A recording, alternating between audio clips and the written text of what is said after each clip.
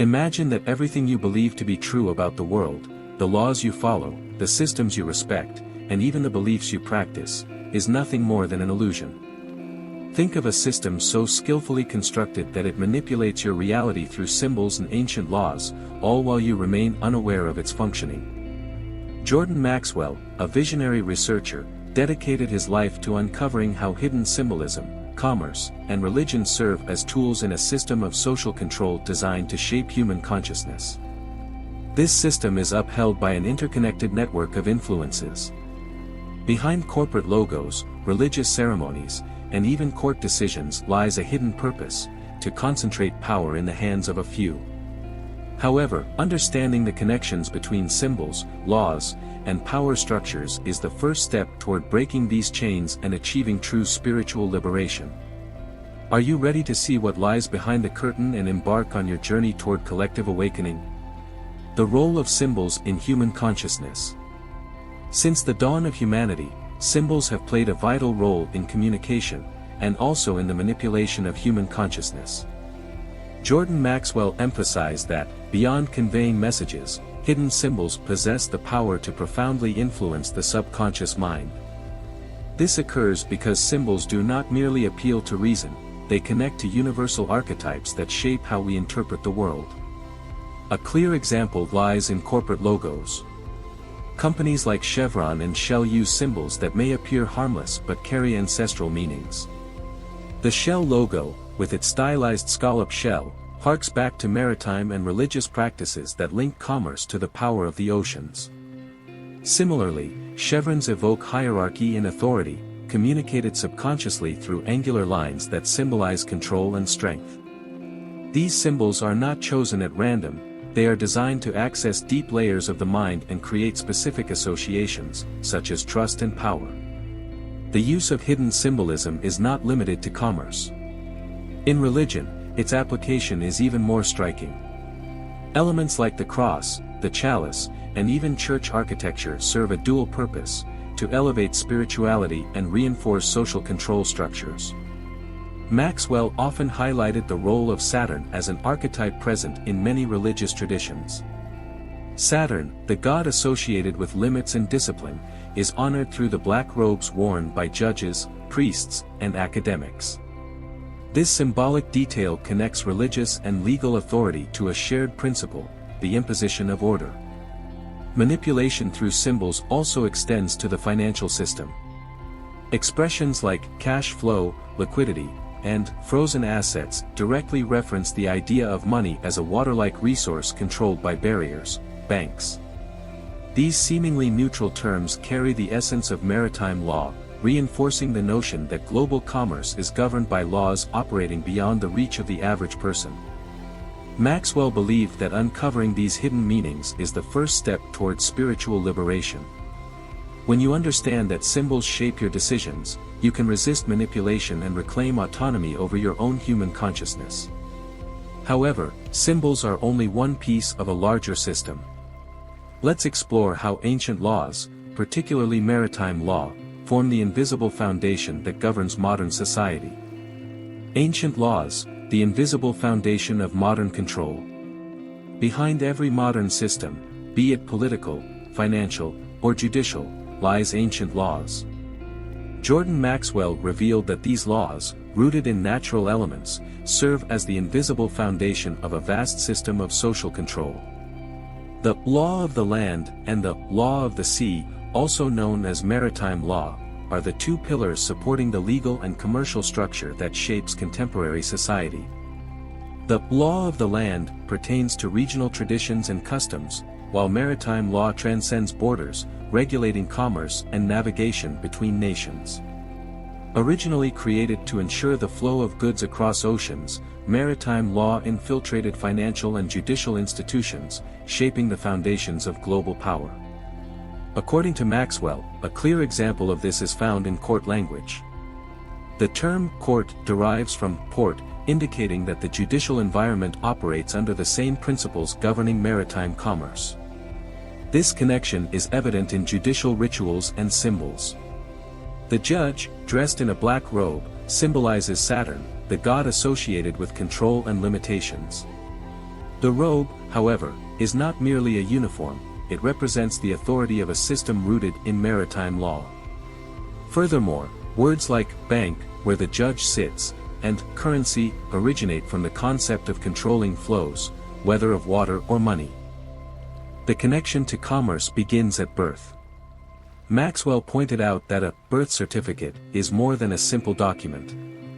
It functions as a registration that ties the person to the global economic system, just as a ship and its cargo are registered upon arriving at a port. In this context, the child is seen as a legal and commercial asset integrated into the system. This logic extends beyond the financial and judicial systems. Maxwell suggested that the concept of human identity, within this context, is a construction designed to align every individual with the global control framework. Citizenship, for example, is often viewed as an achievement, but in reality, it is a legal contract that transforms a human being into a legal entity. This means individual autonomy is mediated by a system that operates on commercial principles, where rights and duties are calculated as transactions. This connection between identity and commerce is a direct manifestation of ancient laws, demonstrating how they transcend traditional boundaries to control even intimate aspects of life. Maxwell argued that these connections are not coincidences. They were designed to create a system where everything, people, resources, and even ideas, is treated as merchandise. This model dehumanizes the individual, reducing their existence to a number or contract within a larger system. Understanding how these ancient laws shape society is essential to begin questioning their legitimacy. But their impact does not end here. In the next segment, we'll discuss how religion, commerce, and hidden symbolism work together to reinforce this system of social control. Religion, commerce, and control, three pillars of the same system. For Jordan Maxwell, religion, commerce, and the legal system formed the three supporting pillars of a grand scheme of social control. While seemingly independent, these structures operate in an interconnected manner, using hidden symbolism and ancient laws to shape human consciousness and consolidate power among elites. In the context of religion, Maxwell argued that many rituals and symbols, while promoting a sense of spiritual connection, also reinforce submission and obedience. A striking example is the symbolism associated with Saturn, which appears in the attire of both priests and judges. The black robe, worn in courtrooms and religious ceremonies, is not merely a uniform but a tribute to Saturn, the archetypal figure of control and discipline. Thus, symbolism in religion becomes a tool that ties spirituality to structural obedience. Commerce reinforces these ideas, particularly in practices that mirror religious rituals. Maxwell highlighted how acts such as tithing or offering in churches are direct parallels to the payment of taxes and fees in the economic system. Both function as a trade, where believers or citizens hand over something of value in exchange for access, be it to a divine promise or state services. This intersection between religion and commerce demonstrates how both systems operate based on the same ancient laws, treating individuals as parts of a collective contract. Spiritual teachings based on ancient cosmology also play a crucial role in this scheme. Maxwell pointed out how beliefs tied to the star Sirius or natural cycles were incorporated into religious doctrines and economic systems. In ancient Egypt, for instance, the worship of Sirius regulated agriculture and river commerce. Over time, these principles were adapted into modern religions, maintaining the link between spirituality and resource control. Another aspect Maxwell frequently mentioned was religious architecture. Many churches are designed to resemble the structure of a ship, with a central nave, reinforcing the connection between religion, commerce, and maritime law. This symbolism is not merely aesthetic but a subtle reminder that all these institutions operate under the same ancestral principles. The most powerful element of this interconnection lies in the ability to shape the perception of freedom. Both religion and commerce promise rewards but demand submission to unquestioned rules. This creates an illusion of choice, while the individual remains trapped in a social control system designed to preserve the status quo. But let us go further to uncover how this control is implemented. The legal system, by directly applying the principles of maritime law, transforms individuals into legal entities, further reinforcing systemic dehumanization and control. The legal theater, transitioning the citizen into a legal entity. When you enter a courtroom, you are participating in a symbolic ritual operating under the principles of maritime law, one of the pillars of ancient laws.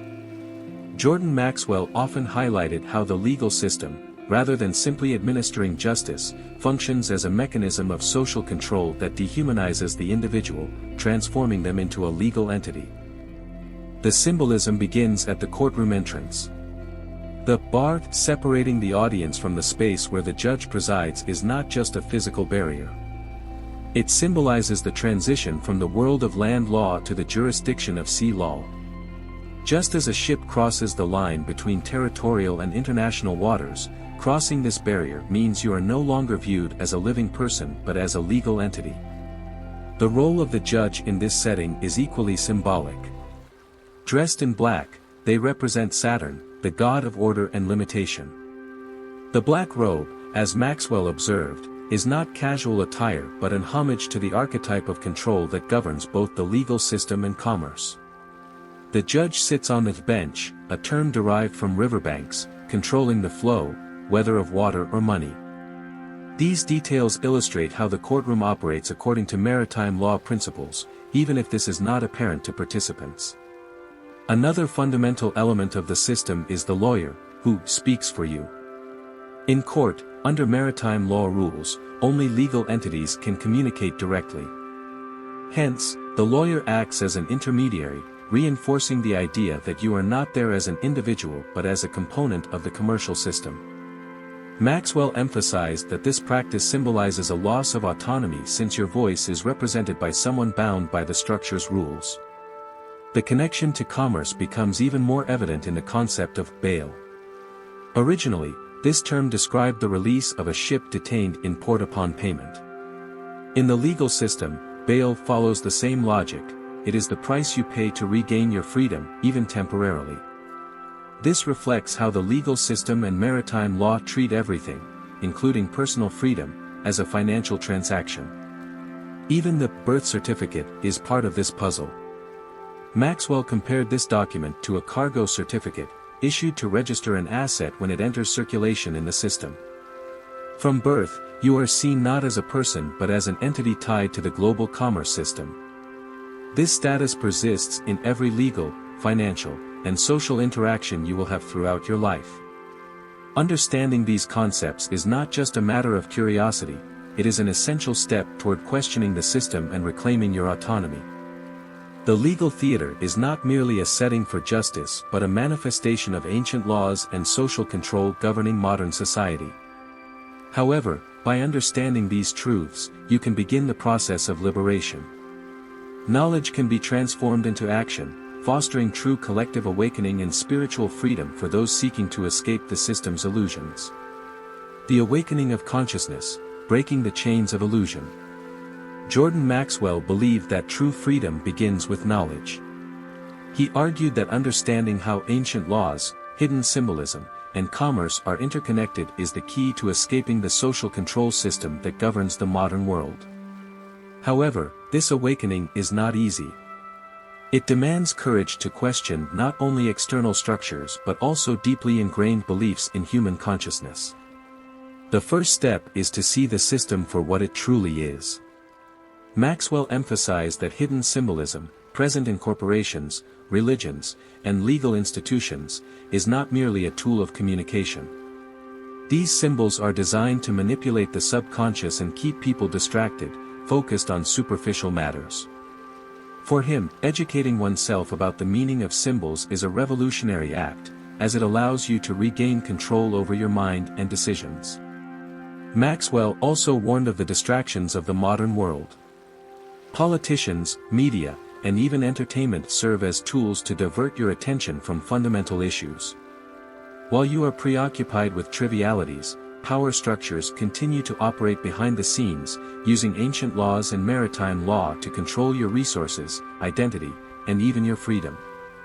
To break free from this, you must redirect your focus toward the invisible forces shaping your reality. Spiritual liberation begins and you stop accepting things as they are and start asking questions. Why does a courtroom operate like a port?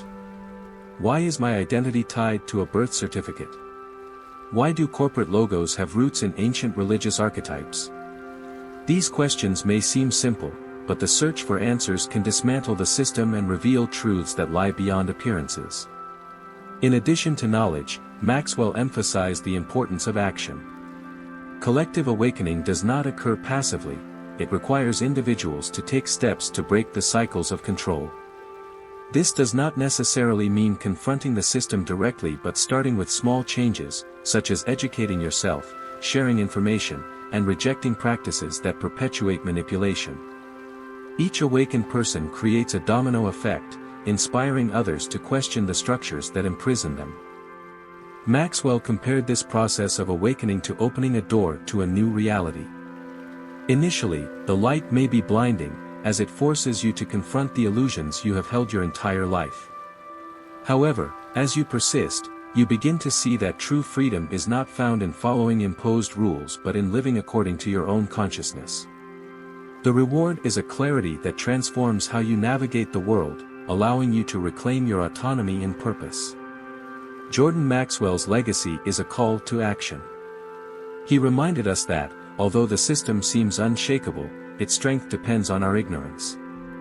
When we choose to see beyond the symbols and question the ancient laws that govern our lives, we become active participants in a collective awakening that can transform society. The choice is in your hands. Will you continue down the path laid out by the system, or will you dare to seek your true spiritual liberation and autonomy? Maxwell left us with the responsibility and privilege of deciding.